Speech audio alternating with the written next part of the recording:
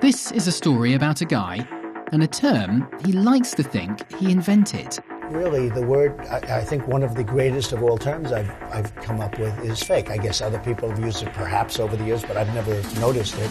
It's only been around for a few years, but you're probably as sick of it as we are. Well, the thing is, fake news is actually really old. It's just that once it went by a very different name. Активные мероприятия. Because really, this story is about a virus. A virus created decades ago by a government to slowly and methodically destroy its enemies from the inside. But it's not a biological virus, it's more like a political one. And chances are, you've already been infected. If you don't know who to trust anymore, this might be the thing that's making you feel that way. If you feel exhausted by the news, this could be why. And if you're sick of it all and you just want to stop caring, then we really need to talk. Ready?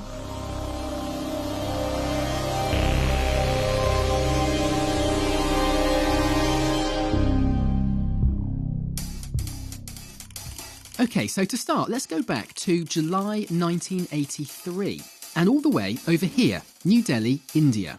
This is when a remarkable story appears in a newspaper called The Patriot. It claims the HIV virus was secretly created by US government scientists as a weapon to kill African Americans and gay people. It even names a facility, Fort Detrick in Maryland, where the virus was supposed to have been concocted. It's a crazy allegation printed in a small newspaper. No big deal, right? But fast forward just a couple of years and look what's happening. The story is spreading all over Africa. A scientific report's even published by two East German biologists who say they can prove AIDS is made in the USA. All these articles are from just a few months at the end of 1986. And then somehow, it ends up here. A Soviet military publication claims the virus that causes AIDS leaked from a U.S. Army laboratory conducting experiments in biological warfare. That's Dan Rather reading a fake news story to millions of unwitting Americans on national TV. But don't be too hard on Dan. This was one of the greatest cons ever carried out on a global scale.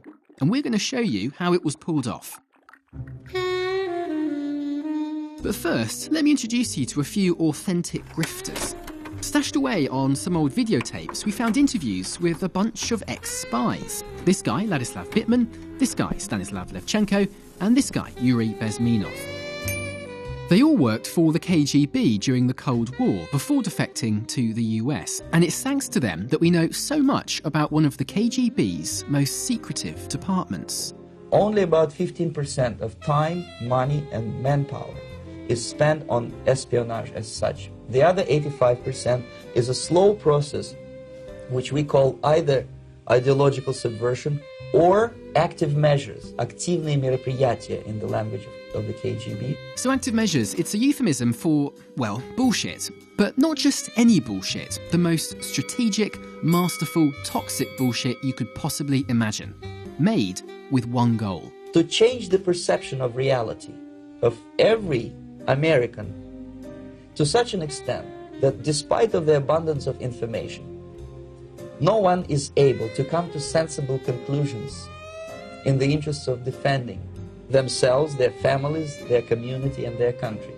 Within the KGB is a department that specializes in planting false stories and forged documents. We know it was run from Department A, right at the top of the KGB, and it had a multi-million-dollar budget. At least 15,000 people who, in the Soviet Union and outside of the Soviet Union, are involved in that kind of actions on regular and daily basis. You heard that right, 15,000 people. That's more than the entire staff at the State Department after 9/11. Now these days, KGB defectors who are still breathing are a little hard to come by, but we tracked down one to a small town in Massachusetts.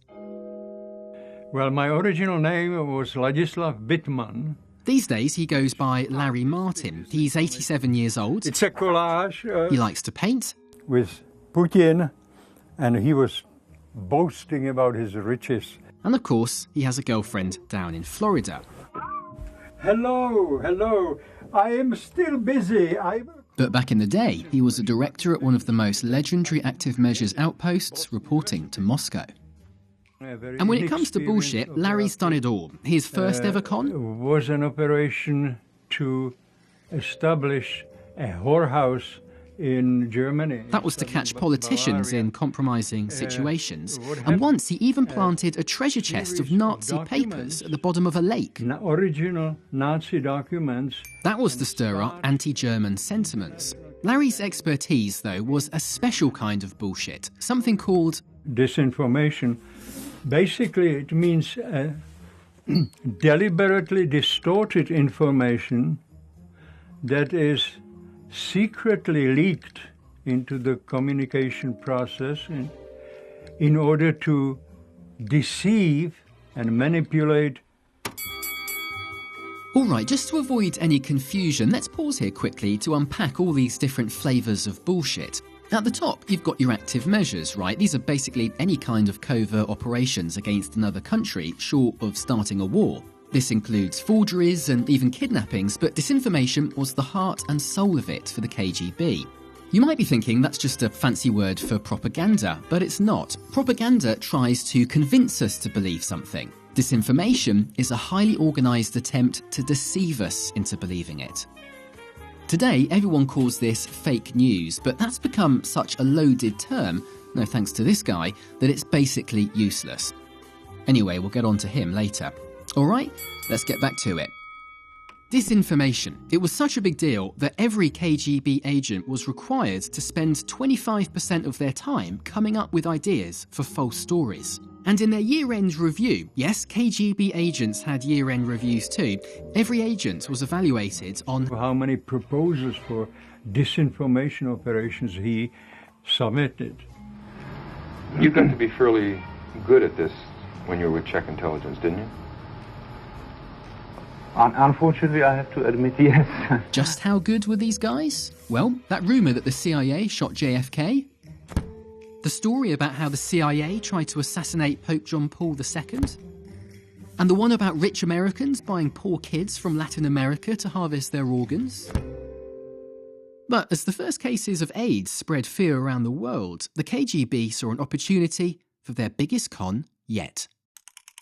Alright, so let's go back to 1983 and we're going to show you what really happened here. So remember, this story started with an article in the Patriot newspaper?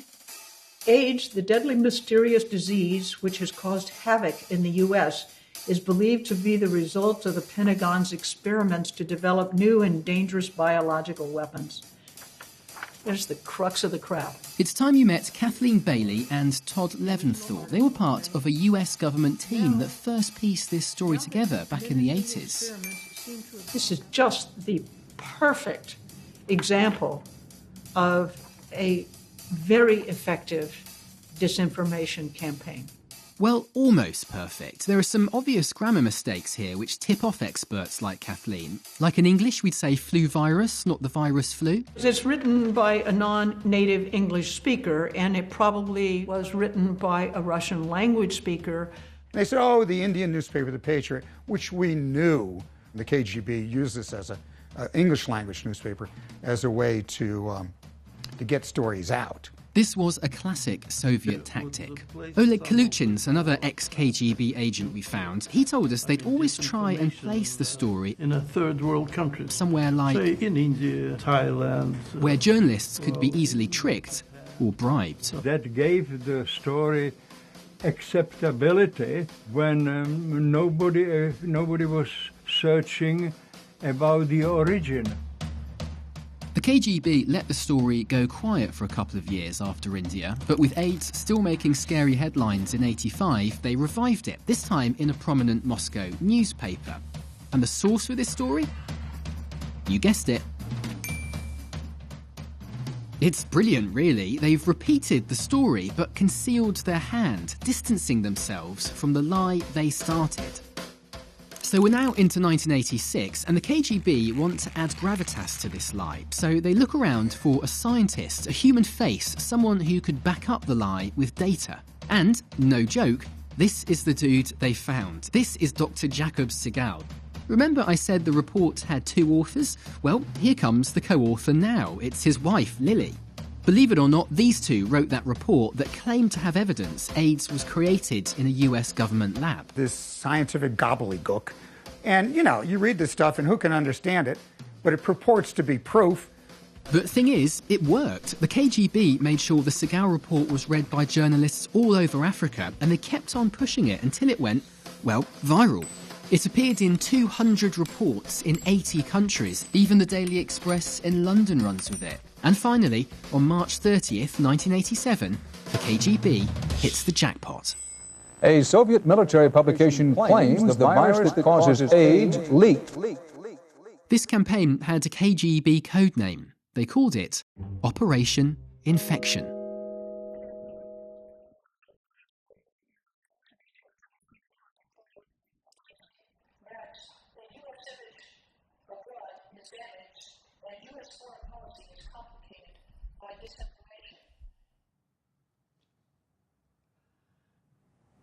Well, that's half a lifetime ago. This was handed out at a demonstration. I was so angry that they accused the United States of creating the AIDS virus because I knew how effective that was going to be as a tool against us. And it angered me deeply. And it empowered me. It motivated me. It fired me up. I was pissed.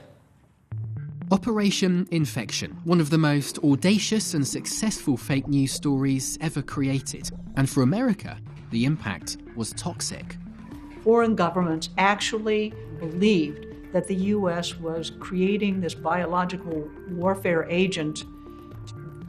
For them to think that damages their view of the United States, not only as a culture, but it taints all of our policies. It's in the backs of their minds every time they discuss anything with us. Now, with so much at stake, you might be wondering what the US response to all this was. Well, you're watching it.